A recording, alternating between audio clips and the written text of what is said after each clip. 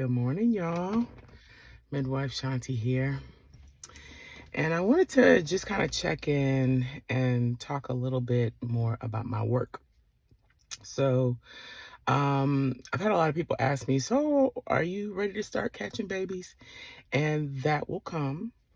But my niche as a midwife is preconception counseling. And I wanted to talk a little bit about my why. When I was in midwifery school was when I first learned about the challenges that queer people experience when they're trying to get pregnant. For one, uh, anybody who is needing assisted reproductive technology, IVF, and the like, um, in order to have those services paid for by insurance, you have to prove that you have been trying to conceive, I think, before the age of 35 for at least a year, and after the age of 35 for at least 6 months. Now, that only applies to people in heterosexual relationships, and it makes it really, really difficult for, again, someone who identifies as queer, who's in a queer partnership, even someone who's single, to conceive. And what occurred to me once I found that out was just like, wow, how important it is to make sure that folks have the necessary support and resources that they need to sustain a pregnancy, to make sure that that pregnancy is viable if they're trying to create a family.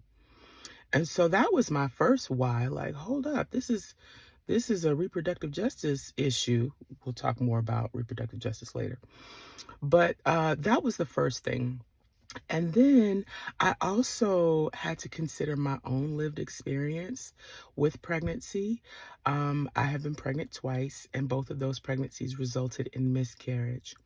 And when I look back in retrospect and I think about my behaviors when I was pregnant, and I'm really just talking about diet and exercise, I was on a fast road to gestational diabetes and hypertension had those pregnancies been maintained just by my own habits.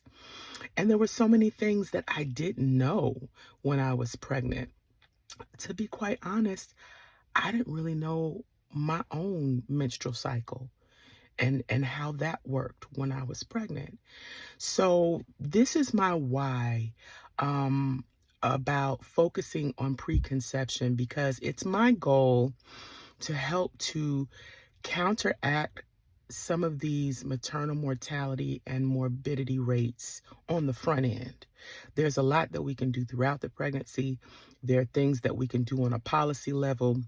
There are things that we can do um, in creating more resources and access, excuse me, I'm tripping over my words, for people. But we can also use what we have and um, just increase our knowledge about how preconception, how pregnancy works, how the whole perinatal process works so that we can have better outcomes. So I want you to stay tuned. I'm going to be sharing more information about what this preconception work looks like.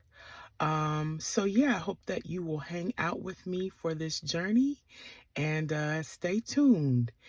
And I want to leave you with this: protect your fertility and preserve your fertility. Even if you don't want to have a family, it's important, even just for your health.